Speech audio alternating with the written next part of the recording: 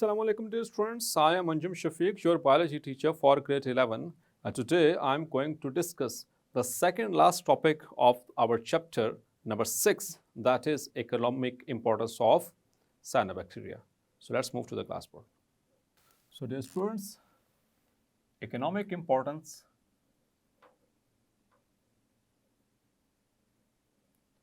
of cyanobacteria.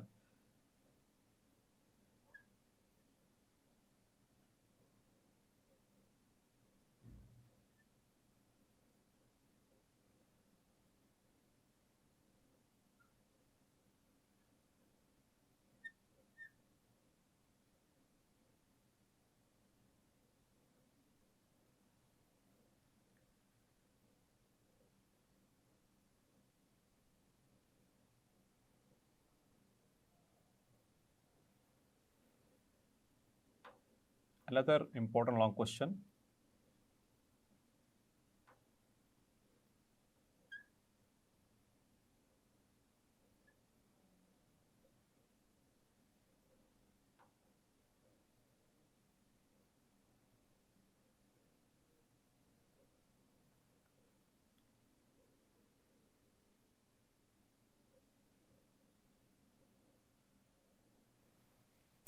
So first of all हम देखेंगे इसके कि इकोनॉमिकली है इससे क्या क्या फ़ायदे हासिल होते हैं, साइनोबैक्टीरिया से क्या क्या यूजेस हैं इसके। इकोनॉमिक्स आपने पढ़ा हुआ है, मींस के उसमें हम प्रॉफिट लॉस की बात करते हैं, फ़ायदे और नुकसान की बात करते हैं कि हमें मुआशी तौर पर किसी भी चीज़ से कितना फ़ायदा हो सकता है या उससे कितना नुकसान हो सकता है।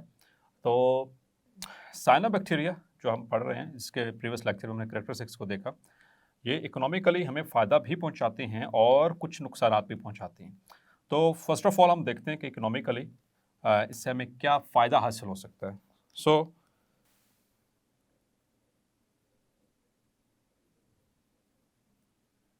इकोनॉमिक गेन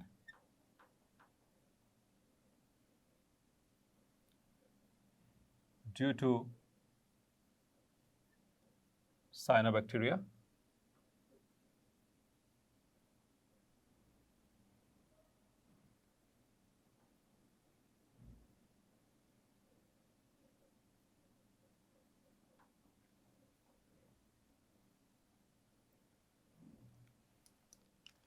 तो जहां तक इकोनॉमिक गेन की बात है, सबसे पहली चीज़ और सबसे अहम चीज़, that is they are involve in the reclamation of alkaline soil.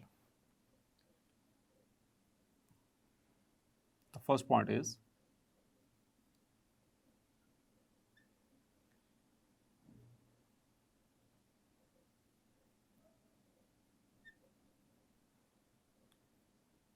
reclamation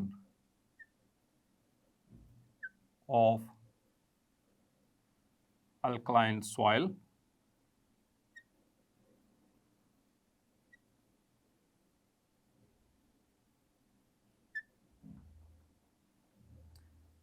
so as far as the reclamation. अच्छा डियर स्टूडेंट्स, रिक्लेमेशन का क्या मतलब है? रिक्लेमेशन का मतलब है बहाल करना। तो ज़्यादातर जो प्लांट्स हैं वो अल्कलाइन यानी कि बेसिक सॉइल में बहुत अच्छे से ग्रो करते हैं। और बेसिक जहाँ बेसिक का मतलब जहाँ पे जो पीएच है वो अल्कलाइन हो। पीएच हम पढ़ चुके हैं, ठीक है, 0 से 14 तक 7 इज न्यूट्रल, 7 से 14 तक जो है ये अल्कलाइन या बेसिक कहलाती है पीएच, या और 7 से नीचे up to 0 that is acidic. तो जो प्लांट्स ख़ास तौर पर वो प्लांट्स जो अल्कलाइन सॉइल में, जो कि आम तौर पर ज़्यादातर प्लांट्स हैं उसमें ग्रो करते हैं, किसी भी वजह से उन उस सॉइल की, उस मिट्टी की अगर अल्कलाइनिटी जो है यानी उसकी बेसिक प्रॉपर्टीज़ जो हैं वो ख़राब हो जाएं, जिसकी वजह से प्लांट की जो ग्रोथ है वो इफ़ेक्ट हो रही हो, तो साइनोबैक्टीरिया जो है ये इस्तेमाल किए जाते हैं, या जहाँ पर ये मौजूद होंगे तो उस सॉइल की अल्कलाइनिटी को वापस लेके आते हैं। यानी कि अगर उसकी पीएच लो हो जाए, एसिडिक की तरफ चले जाए, जो कि सूटेबल ना हो प्लांट्स की ग्रोथ के लिए, so they help them. So cyanobacteria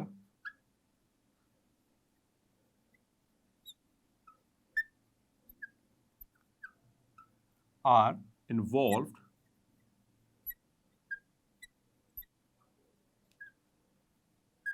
in the reclamation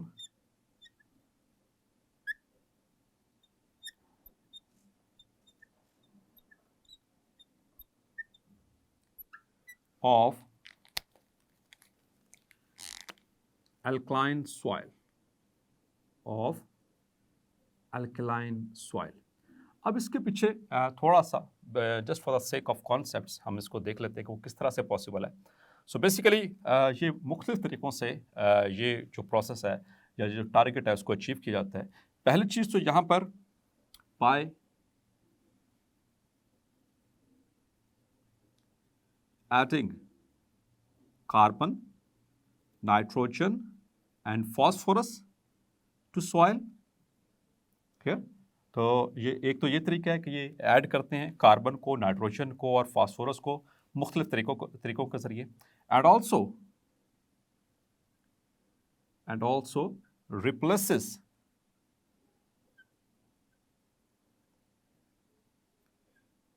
sodium ions with calcium ions, कि सोडियम को कैल्शियम आयंस के साथ जो है वो रिप्लेस किया जाता है. तो जिस सॉइल के अंदर कैल्शियम ज़्यादा होगी तो वहाँ पर वो कार्बोनेट्स के साथ मिलकर अल्कलाइनिटी को बहाल करेंगे. तो पहला तो पॉइंट ये हुआ, ये इकोनॉमिक गेन है, इनकी वजह से ये फ़ायदा है. नंबर 2,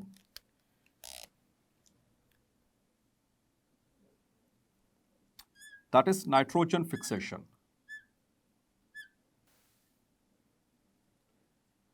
नाइट्रोजन फिक्सेशन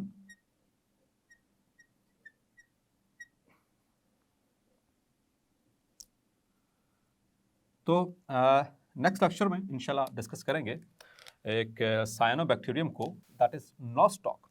तो उसके स्ट्रक्चर में देखेंगे एट रेगुलर इंटरवल्स और eight intervals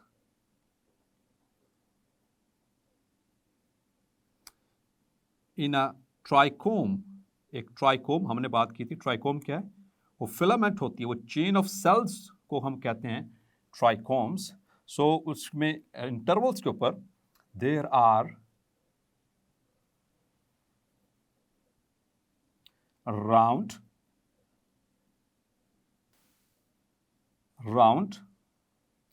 large and light yellowish colored cells which are called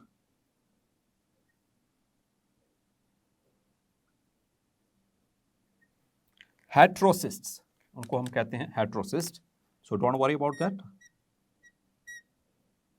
हम उसको क्लियर करेंगे.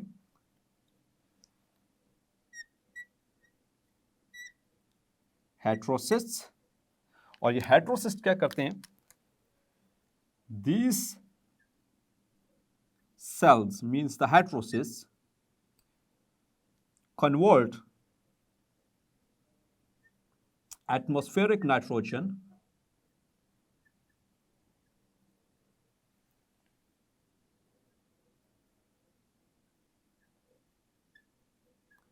into nitrates.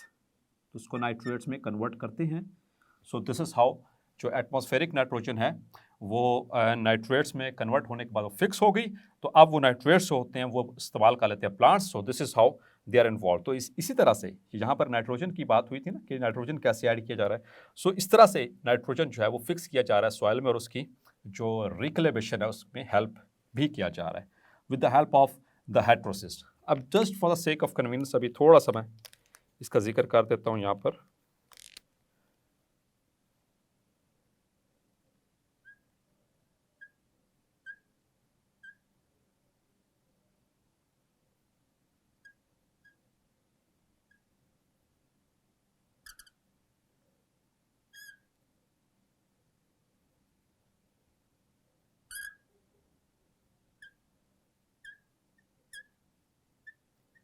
तो इस तरह से कुछ डायग्राम हमारी बुक में भी बनी हुई है. That is basically of the nostoc. ये जो एक साइनोबैक्टीरियम है. क्लियर?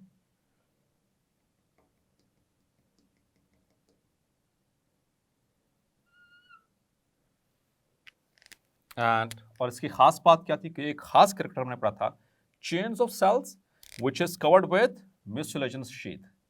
तो इनके ऊपर मौजूद है म्यूसिलेजिनस शीथ,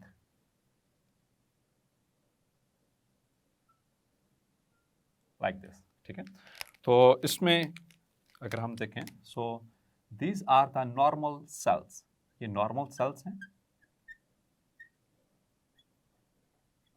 क्लियर। और ये भी नॉर्मल सेल है, ठीक है, ये स्फेरिकल है, ये थोड़ा से बैरल शेप्ड है, सिलेंड्रिकल है। और यहाँ पर ये मौजूद है एक बड़ा सा लार्ज, ये रेगुलर इंटरवल्स के ऊपर या मुख्तलिफ इंटरवल्स के ऊपर, ज़रूरी नहीं कि रेगुलर ही हों, लेकिन आफ्टर इंटरवल्स ये एक राउंड और लार्ज और लाइट येलोइश इन कलर ये स्ट्रक्चर मौजूद है, ये सेल मौजूद होता है, इसे कहते हैं हेट्रोसिस्ट, दैट इज हेट्रोसिस्ट। और यहाँ पर एक इस तरह से बड़ा सा एक और सेल नजर आ रहा है, that is resting spore, resting spore, या जिसको हम एक्टिनाइट भी बोलते हैं और एक्टिनाइट भी बोलते हैं। तो ये बेसिकली वो स्ट्रक्चर है जो कि नाइट्रोजन फिक्सेशन में हेल्प करेगा। सो होपफुली अब आपको ये आइडिया क्लियर हो गया। सो number 2, now number 3, the third gain due to this cyanobacteria is as pollution indicators.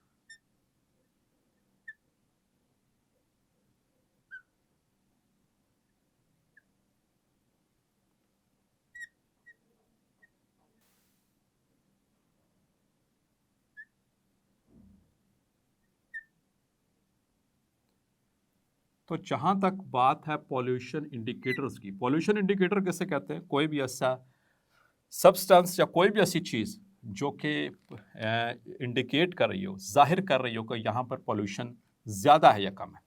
तो बेसिकली ये ज़्यादा पॉल्यूशन को इंडिकेट कर रहे होते हैं। आमतौर पर ये जो cyanobacteria they are present in the aquatic environment, और जहाँ पर भी जो पानी है that is enriched in the nitrates and phosphates और इस तरह के जो सा इंडस्ट्रियल एफ्लुएंट्स आते हैं, ठीक है, इंडस्ट्रियल जो इंडस्ट्री से जो हैवी मेटल और इस तरह के जो से एफ्लुएंट्स आते हैं, उनके अंदर मुख्तलिफ तरह के इनऑर्गेनिक केमिकल्स होते हैं, तो ये उनको बड़े अच्छे से इस्तेमाल कर लेते हैं जो साइनोबैक्टीरिया होते हैं। तो जहाँ पर इनकी ग्रोथ ज़्यादा हो, जिस पानी पे इसकी ग्रोथ एक स्टैग्नेंट वाटर के ऊपर, एक रुके हुए पानी के ऊपर जहाँ पर इनकी ग्रोथ ज़्यादा होगी, इसका मतलब है कि वो एरिया या वो पानी जो है वो हाईली पॉल्यूटेड है। तो जहाँ पर इनकी ग्रोथ ज़्यादा होगी, इट इज़ इंडिकेटिंग दैट उसके नीचे जो मौजूद पानी है वो हाईली पॉल्यूटेड है, तो वो काबिल इस्तेमाल नहीं है, क्लियर। तो इसमें एक बहुत प्रोमिनेंट स्पीशीज जो MCQs के लिए भी मार्क कर लें उसको, that is ऑसिलाटोरिया, ऑसिलाटोरिया।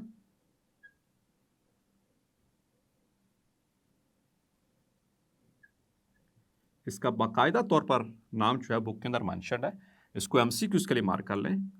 And other species and some other species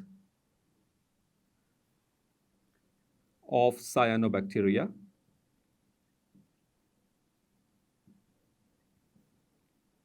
act as pollution indicators। तो वो किस तरह से, वो मैंने आपको बता दिया, वो इस तरह से कि high growth of cyanobacteria indicates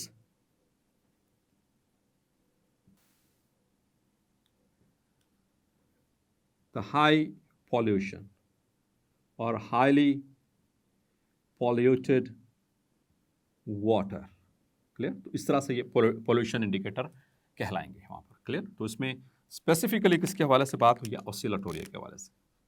so that is an MCQ, clear. इसी तरह से एक और इनका इकोनॉमिक गेन है dear students, that is symbiotic relationship. Some of them they are symbiotic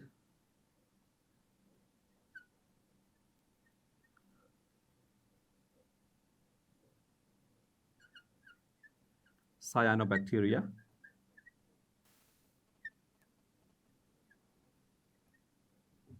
so symbiotic cyanobacteria, so dear students, आपने interactions पढ़े grade 10 के अंदर। मुख्तलिफ तरह के इंटरेक्शंस होते हैं, like competition, like predation and symbiosis. Symbiosis में दो डिफरेंट स्पीशीज होती हैं जो कि आपस में फूड के लिए ख़ास तौर पर और शेल्टर के लिए एक साथ रहते हैं और एक दूसरे को फ़ायदा भी पहुंचाते हैं।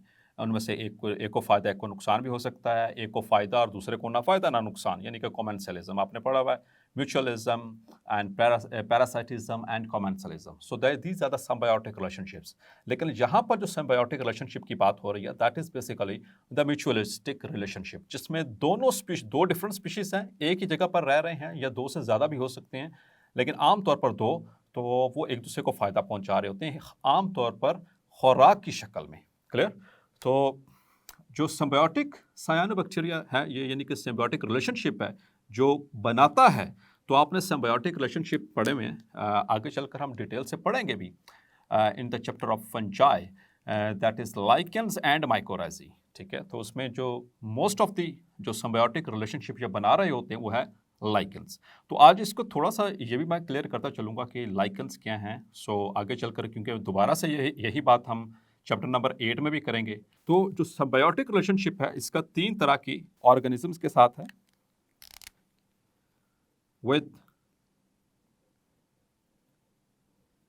प्रोटोजोआ,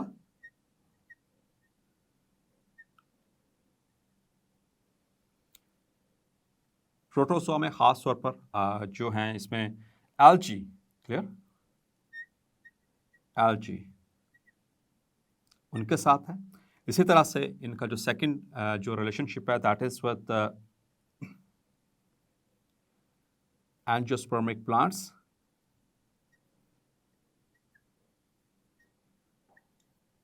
या angiospermic species. Angiosperms basically flowering plants को कहा जाता है। चैप्टर नंबर 9 में डिटेल के साथ हम इसको डिस्कस करेंगे। लेकिन उनमें से भी कौन सी जहां पर there is involvement of nitrogen fixation, जहां पर नाइट्रोजन फिक्सेशन हो रही है। ठीक है, तो वहां पर ये इनका रिलेशनशिप होगा। और इसी तरह से डियर स्टूडेंट्स, हम इसको देखते हैं with also with the fungi. ये 3 तरह के जो हैं वो डिफरेंट स्पीशीज़ हैं, डिफरेंट ऑर्गेनिजम्स हैं जिनके साथ इसका रिलेशनशिप होता है। तो जब हम बात करेंगे एल्गी के साथ, सो एल्गी एंड साइनोबैक्टीरिया।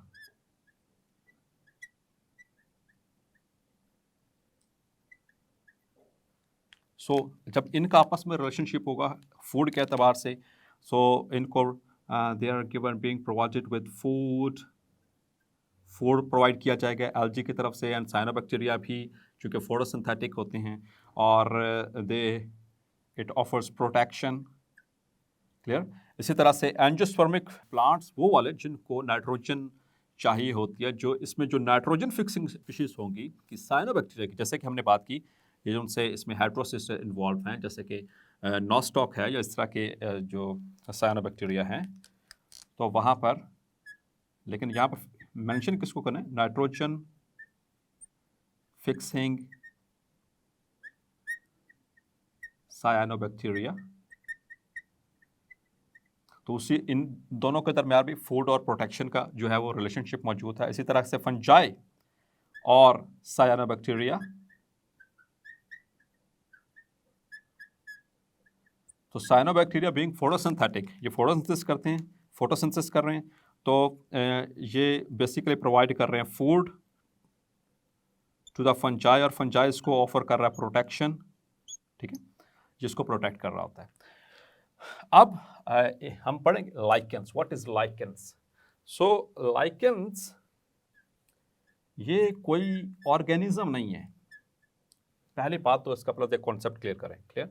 लाइकेंस जो है ये किसी ऑर्गेनिज्म का नाम नहीं है, ये किसी मतलब कि कोई स्पीशीज नहीं है, बल्कि ये एसोसिएशन का नाम है, एक रिश्ते का नाम, जैसे माँ बाप, जैसे बहन भाई, जैसे दोस्त, और इस तरह से जो रिलेशनशिप्स होते हैं उनके नाम दिया जाता है। सो है तो ह्यूमन्स आपस में, लेकिन वो मुख्तलिफ रिश्तों में बंधे होते हैं। तो लाइकेंस भी एक एसोसिएशन है, एक रिश्ते का नाम है, जो किसके माबैन है, 3 पार्टनर्स के दरमियान, जिसमें एल्गी,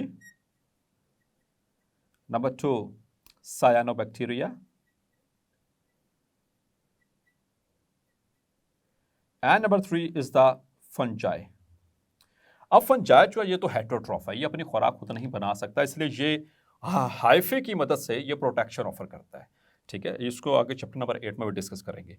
एल्गी और साइनोबैक्टीरिया ये दोनों फूड प्रिपेयर कर रहते हैं, लेकिन जहां तक लाइकेंस की बात है, इस रिश्ते की बात है, तो ज्यादातर ये रिश्ता साइनोबैक्टीरिया और फंजाई के दरमियान पाया जाएगा, इनके माबाइन में। क्लियर? तो सिम्बायोटिक रिलेशनशिप कौन सा इनके दरमियान है? That is lichens. क्लियर? ये याद रखिएगा।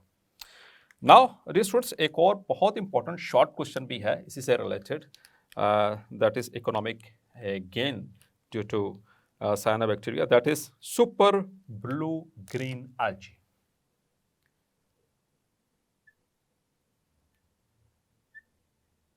Super blue green algae. इसको अच्छे से समझ लें, इसको मार्क कर लें, ये येलो बॉक्स में दिया गया है इसी जो टॉपिक के साथ में, इसको इंपॉर्टेंट शॉर्ट क्वेश्चन मार्क कर लें, बहुत इंपॉर्टेंट शॉर्ट क्वेश्चन। ठीक है, इसको अभी से मार्क कर लें, साथ ही इसको मैं अभी क्लियर भी कर देता हूँ। ये सुपर ब्लू ग्रीन एल्गी क्या है बेसिकली। पहले इसका टेक्स्ट लिख लेते हैं, फिर मैं इसको मजीद क्लैरिफाई करता हूँ। Super blue green algae forms expensive pond scum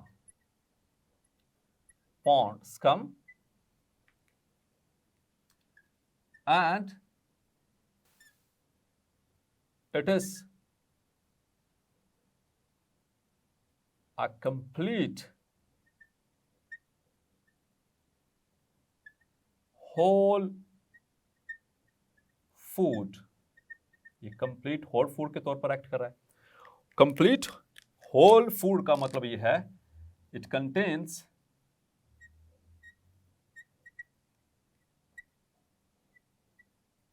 60% of proteins. इसमें 60% प्रोटीन्स हैं।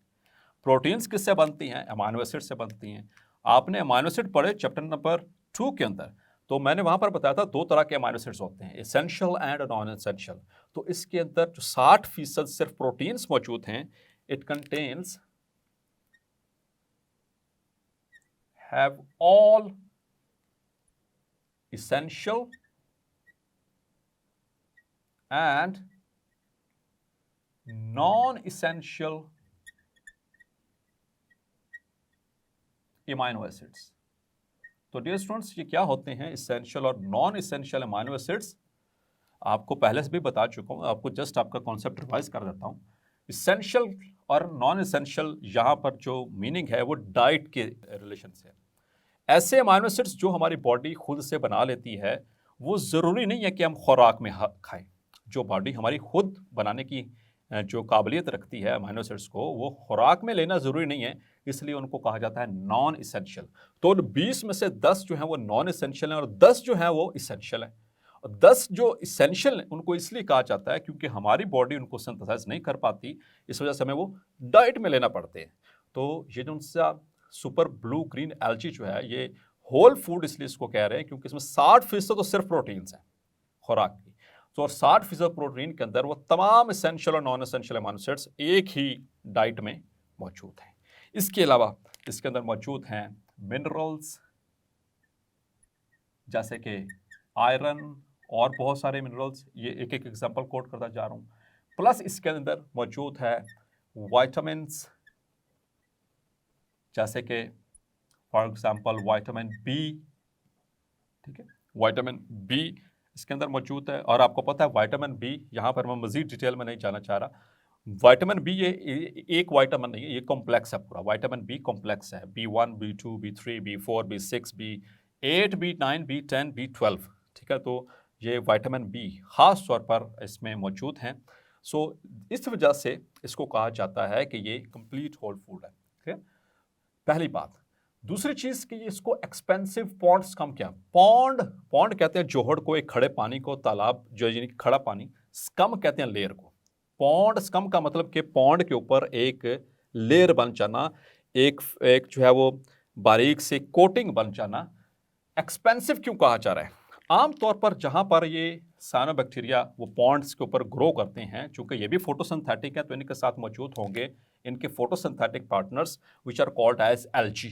एल्गी भी मौजूद है, लेकिन इनके अंदर जो सुपर ब्लू ग्रीन एल्गी है ये सिंगल सेल्ड है। They are single celled, they are single celled blue green super blue green algae उसके अंदर मौजूद होते हैं। अब इनको एक्सपेंसिव क्यों कहा जा रहा है? एक्सपेंसिव का मतलब है कि कॉस्टली हैं, ये काफ़ी महंगे हैं। महंगे इस सेंस में कि वो जो लेयर ऊपर बनी हुई है ऐसे वो ब्लू ग्रीन, आप वहाँ से उसको निकालें और उसमें से एल्गी को अलहदा कर दें। लेट्स सपोज कि ये यहाँ पर एल्गी हैं और यहाँ पर हमारा सुपर ब्लू ग्रीन यानी कि ये जो से एल्गी यानी जिसको हम साइनोबैक्टीरिया कह रहे हैं ये मौजूद है। क्लियर? तो यहाँ पर ये सुपर ब्लू एल्गी को अलहदा कर लिया जाए तो डियर स्टूडेंट्स ये बाहर के मुल्कों में तो बहुत एक्सपेंसिव कैप्सूल्स की शक्ल में बिकता ही है और खासे महंगे कैप्सूल है। डॉलर्स में इनकी कीमत होती है, सेंट्स में भी नहीं बल्कि डॉलर्स में इनकी कीमत होती है। इस वजह से इनको कहा जाता है एक्सपेंसिव। तो क्यों, किस वजह से? ये मुख्तलिफ तरह की बीमारियों के इलाज में भी इस्तेमाल होते हैं, लाइक डायबिटीज़ में इस्तेमाल हो रहे हैं, हाइपरटेंशन में इस्तेमाल हो रहे हैं, एंटी ट्यूमर यानी कि कैंसर की बीमारियों में भी ये इस्तेमाल हो रहे हैं, जिस वजह से ये काफ़ी एक्सपेंसिव है। क्लियर? तो थेराप्यूटिकली फार्मास्यूटिकल इंडस्ट्रीज इसको बहुत इस्तेमाल कर रही होती हैं। So this is what we called a super blue green algae. तो ये कंसेप्ट क्लियर हुआ? इसको एक्सपेंसिव पॉन्ड्स कम क्यों कह रहे हैं? पॉन्ड्स कम का मतलब पॉन्ड के ऊपर एक लेयर किसकी? ये एल्गी और सुपर ब्लू ग्रीन एल्गी की। आमतौर पर इनको अलग किया जाता है। इसको कंप्लीट होल फूड कहा जाता है क्योंकि इसके 60% प्रोटीन, ये एमसीक्यू के लिए मार कर लें 60%। इसमें क्यों कहा जाता है? Because it contains all the essential and non essential amino acids. Clear? अब आते हैं इसके इकोनॉमिक लॉस की तरफ। नाउ द इकोनॉमिक लॉस तो वो थोड़ा कम है कंपैरेटिवली, फायदा इसका ज्यादा है। Economic loss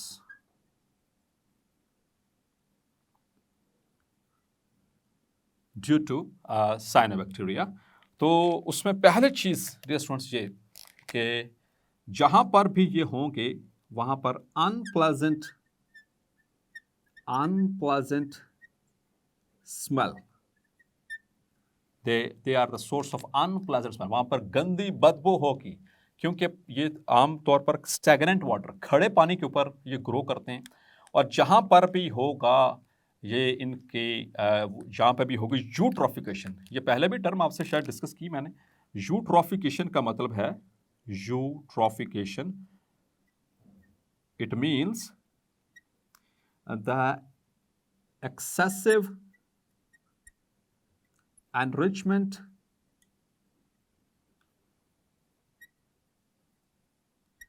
of water with inorganic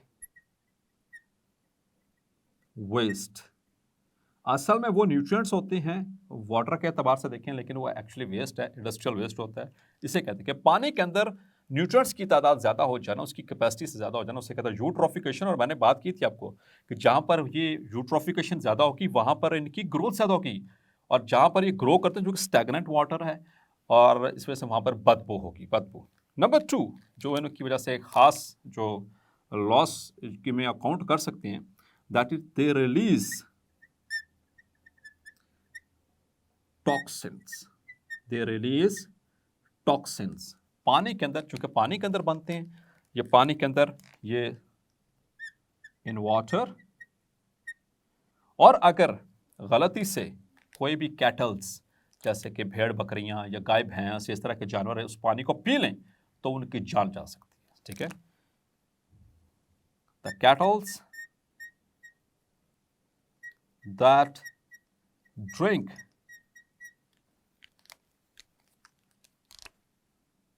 water having toxins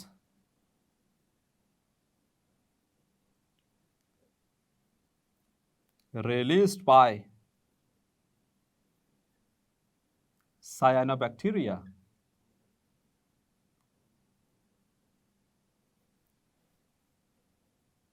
could die, वो मर सकते हैं क्योंकि इसके अंदर इतने जहरीले आमतौर पर न्यूरोटॉक्सिक होते हैं, यानी कि हमारे नर्वस सिस्टम को इफेक्ट कर सकते हैं। अगर हम इंसान भी वहाँ पर पानी इस्तेमाल, आमतौर इंसान तो ऐसा कोशिश ही नहीं करेगा, वो बदबूदार पानी होता है, लेकिन ये ह्यूमंस के ऊपर उनका क्या इफेक्ट है कि वो न्यूरोटॉक्सिक हैं। इसी तरह से जानवरों पर भी वो न्यूरोटॉक्सिक है, हमारे नर्वस सिस्टम को ये इफेक्ट करते हैं। इसी तरह से हेपेटोटॉक्सिक है, लिवर को बुरे तरीके से इफेक्ट कर देते हैं, जिसकी वजह से उनकी डेथ हो सकती है।